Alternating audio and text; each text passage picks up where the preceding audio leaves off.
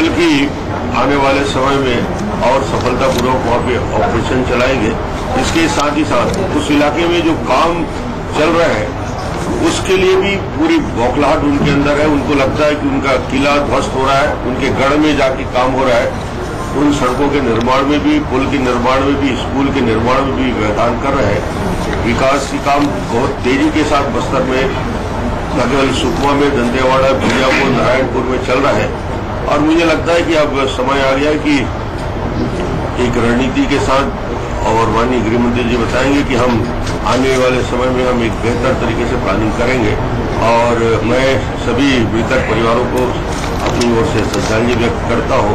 उन परिवारों को जो देश के लिए शहीद हुए, जो छत्तीसगढ़ के इस सुकमा के बुरकापाल में जिनकी शहादत हुई, उन परिवारों को अपनी संवेदना और उसके साथ ही साथ हमारे जवानों का मनोबल और मजबूत रहे। माननीय गृह मंत्री जी आज इसके लिए अपने सारे कार्यक्रम छोड़ के आए हैं। मैं माननीय गृह मंत्री जी से निवेदन करूंगा कि ये बात।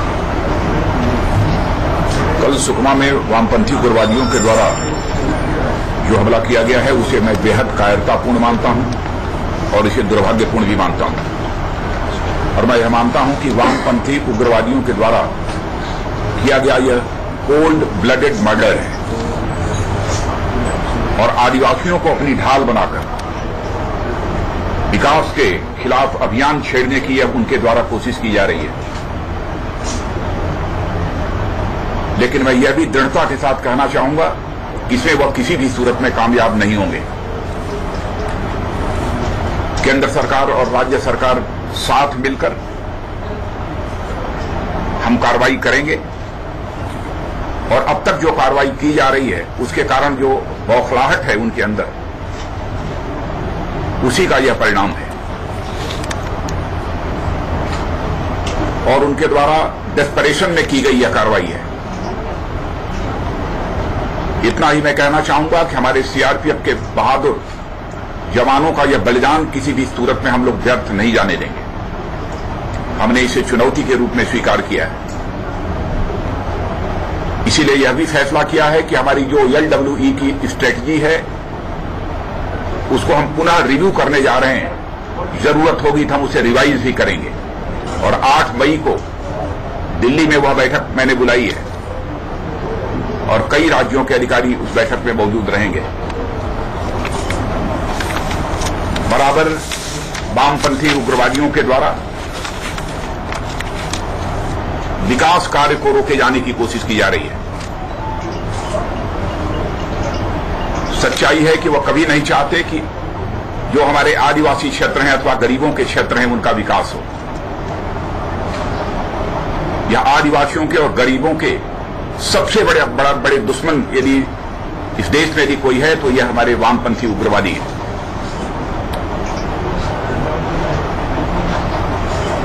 तो हमारे 25 जवानों की जानें गई हैं, 7 घायल हुए हैं। जिन हमारे बहादुर जवानों ने अपना बलिदान दिया है उनके प्रति मैं श्रद्धांजलि अर्पित करता हूं और उनके परिवार के सदस्यों के प्रति अपनी संवेदना और सहानुभूति भी व्यक्त करता हूं। और पुनः मैं यह कहना चाहूंगा कि हमारे बहादुर जवानों का यह बलिदान हम किसी भी सूरत में व्यर्थ नहीं जाने देंगे।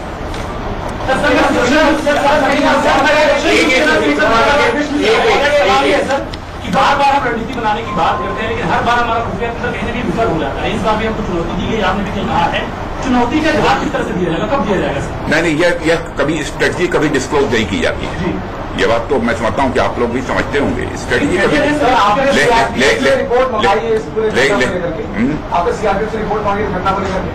अभी भी बैठकर पूरी बातचीत की है और पूरी जानकारी मुझे प्राप्त हो गई है।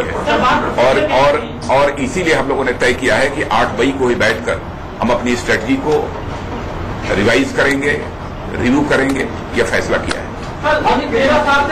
बीजेपी की सरकार है, यहाँ के मुख्यमंत्री है, आप एक के बाद आप कहते हैं नक्सली गतिविधियों में कभी नहीं, लेकिन लगातार उसी जगह पर उसी इलाके में बीते 1 महीने पहले मैंने कहा कि नक्सलवाद के खिलाफ जो यहाँ की राज्य सरकार और केंद्र सरकार ने मिलकर अभियान चलाया था उसके परिणाम स्वरूप एक डिस्परेशन उनके अंदर पैदा हुआ है और ये हम लोग मानकर चल रहे थे कि इस संभावना को नकारा नहीं जा सकता, कभी भी कुछ उनके द्वारा कोशिश हो सकती थी भविष्य में कोई बड़ी वारदात करें, लेकिन अब ये घटना हो गई, बहुत ही दुर्भाग्य। 300 से 400 के करीब नक्सली आते हैं, किसी को कोई खानोखान पता नहीं लगती कि सवारी कहाँ पर है, कहाँ पर है।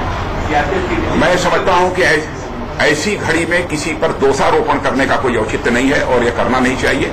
आप सबका भी सहयोग चाहिए और आज हम लोगों की बातचीत हुई है सारे अधिकारियों के साथ, हमारे यहाँ के आप कैसे लड़ोगे? अभी आप सीआरपीएफ का डीजी तक फाइनल नहीं। नहीं, ऐसा नहीं, हमारे यहाँ लीडरशिप की कोई कमी नहीं है और मैं समझता हूँ कि हमारी सीआरपीएफ हो अथवा बीएसएफ हो, किसी की लीडरशिप की एफिशिएंसी के ऊपर, उनकी कैपेबिलिटी के ऊपर जो है साइन ऑफ इंट्रोगेशन नहीं लगाया जा सकता। लीडरशिप लीडरशिप इन सीआरपीएफ कोई और यहाँ पर और यदि सीनियर ऑफिसर्स की पोस्टिंग करनी होगी तो वह भी हम करेंगे, यह भी हमने तय किया। नहीं, हम यह आपको बतला के नहीं करेंगे। क्या कुछ अब स्ट्रेटजी एयरफोर्स की भी यहाँ पर कोई बड़ा नहीं, जो कुछ भी है स्ट्रेटजी आप लोगों को पहले भी मैंने बताया कि कभी भी स्ट्रेटजी डिस्क्लोज नहीं की जाती, क्या कर रहे हैं, कैसे कर रहे हैं। वहाँ पे आई थिंक लेकिन इलाकों में राजनीतिक नेतृत्व की कमी भी एक बड़ा।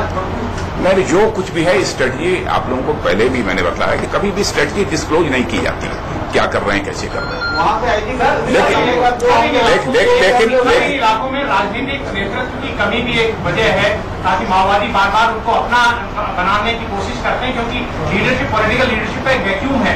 उस फ्रंट पे सरकार कैसे सोचेगी? मैं इन सब सारी चीजों पर कोई कमेंट नहीं करना चाहता हूँ। इन सब करने कहते हैं कि नक्सली डर के ये काम कर रहे हैं, तो क्या बिना डर के वो बेहतर थे?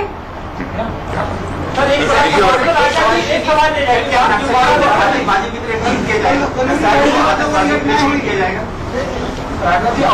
में 26 जवानों को शहीद कर देना सर कितना उचित है?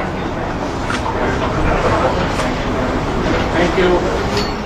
मुख्यमंत्री रमन सिंह और गृह मंत्री राजनाथ सिंह को आपने सुना, उन्होंने इस हमले पर दुख जाहिर किया, संवेदना जताई और साथ ही साथ राजनाथ सिंह ने साफ कर दिया कि जो जवानों का बलिदान है वो व्यर्थ बिल्कुल नहीं जाएगा, बेकार बिल्कुल नहीं जाएगा। और जिस तरह से नक्सली हमला हुआ है ये सोची समझी हत्या है। साफ तौर पर उन्होंने कहा कि अब वक्त आ गया है, इस हमले को हम चुनौती की तरह ले रहे हैं और 8 मई को इसी सिलसिले में दिल्ली में बैठक भी बुलाई गई है जिसमें आगे की रणनीति पर विचार होगा और जवानों का बलिदान बिल्कुल भी बेकार नहीं जाने दिया जाएगा। जब उनसे पूछा गया कि क्या कुछ रणनीति होगी, क्या कुछ स्ट्रेटेजी होगी, तो उन्होंने साफ कहा कि रणनीति कभी भी बताई नहीं जाती और बहुत जल्द हम इसे चुनौती के तौर पर ले रहे हैं और बलिदान व्यर्थ बिल्कुल नहीं जाएगा।